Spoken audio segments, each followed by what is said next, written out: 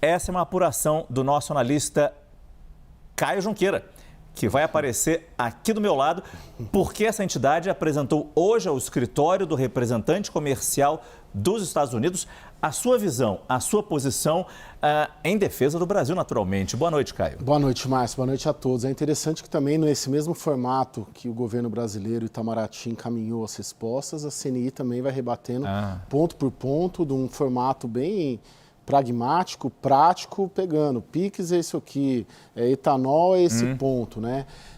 O que a CNI afirmou, né, basicamente? Né? Ela fala, essas preocupações de vocês, do USTR, elas não justificam essas medidas do comércio nos termos da seção 301, já que o Brasil não adota políticas e práticas que prejudicam a competitividade ou discriminem empresas norte-americanas. Dizem que as empresas norte-americanas não tiveram prejuízo em detrimento de outras empresas, que não tem base jurídica ou factual para a imposição das tarifas adicionais, que o comércio bilateral, como disse o governo brasileiro, é mutuamente benéfico, com superávit para os Estados Unidos, né? E medidas unilaterais enfraquecem essa parceria estratégica e alguns pontos específicos, mas, como eu disse, vale a pena mencionar, achei bem interessante o do PIX, né? A CNI ela disse que a legislação brasileira é compatível com a OCDE, com a legislação de vários estados dos Estados Unidos e que busca equilibrar inovação tecnológica e livre fluxo de dados com direitos individuais de privacidade.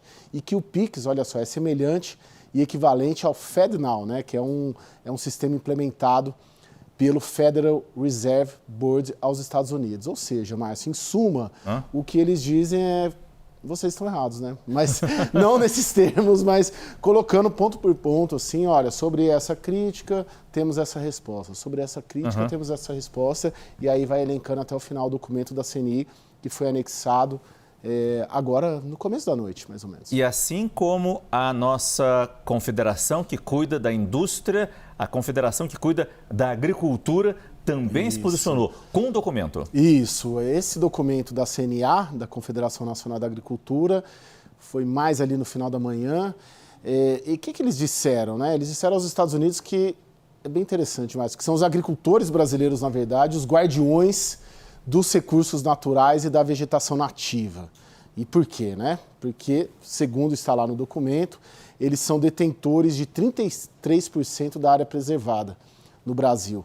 E a CNA fala que, embora o setor agropecuário represente meio que 1/3 do inventário nacional de emissões de carbono, ele está atrás de outros processos, como os processos industriais, de uso de produtos de energia, uso da terra e resíduos que, somados ali, tem 70% mais ou menos das emissões. E cita que essa atividade não tira prejuízos, de novo, o mesmo argumento também utilizado pela CNI, né? Um ponto interessante que a CNA, só para terminar, Márcio, o que ela faz, é comparações em relação à forma como o Brasil e os Estados Unidos administram a legislação ambiental. Ela diz que nos Estados Unidos a proteção é regulamentada pelos estados e tem muitas diretrizes voluntárias, com foco na qualidade da água, no manejo sustentável e por aí vai.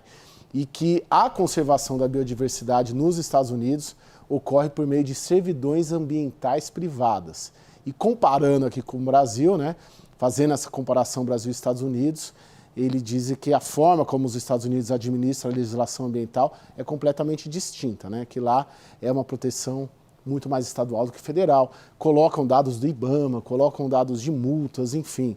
É um documento muito extenso, mas me chamou a atenção esse destaque, porque o agronegócio brasileiro é muito contestado também, criticado, mas ele coloca que são os agricultores brasileiros que são os protetores, vamos dizer assim, da vegetação. Mas isso é muito interessante. Tivemos a defesa do governo brasileiro, tivemos a defesa da Confederação Nacional da Indústria, da Confederação Nacional da Agricultura.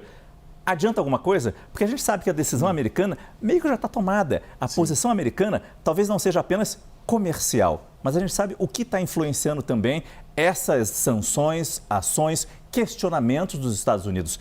Há a expectativa de que toda essa resposta, todo esse arcabouço que você nos trouxe, vai dar algum resultado nessa disputa? Márcio, nós estamos vendo todos os dias, né, que o processo muito mais político do que técnico. Agora, o fato de todos os sinais da Casa Branca para o governo brasileiro sinalizarem, mostrarem que o processo é político e não técnico, né, uma tentativa de interferência ali no Supremo Tribunal Federal, no julgamento do Bolsonaro e por aí vai, não impede e não pode eximir tanto o governo brasileiro quanto os setores econômicos importantes, como a indústria e a agricultura, de fazer uma defesa técnica. Essas defesas que a CNA fez, que a CNI fez, o do governo brasileiro eu não tive a oportunidade de ler, mas também creio que é uma defesa técnica. Se vocês dizem que aqui só tem desmatamento ilegal, nós vamos comprovar com dados. O da CNA, da agricultura, tem muitos dados. Dados oficiais, dados do governo, dados do IBAMA, dados do Sistema de Cadastro Ambiental Rural, por exemplo. O da CNI, a CNI, ela coloca, poxa, vocês estão falando do nosso PIX, mas vocês têm um sistema semelhante. Os estados de vocês têm sistemas semelhantes. Né? Então, assim, é uma defesa técnica, né? Ponto e contraponto, ponto e contraponto. O que falta, pelo menos, mas isso é uma avaliação pessoal minha, é o presidente Lula mostrar isso. Né?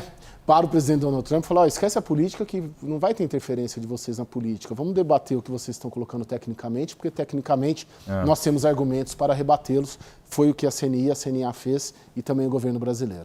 É a negociação que aparentemente a gente ainda não conseguiu fazer. Muito obrigado, Caio Junqueira.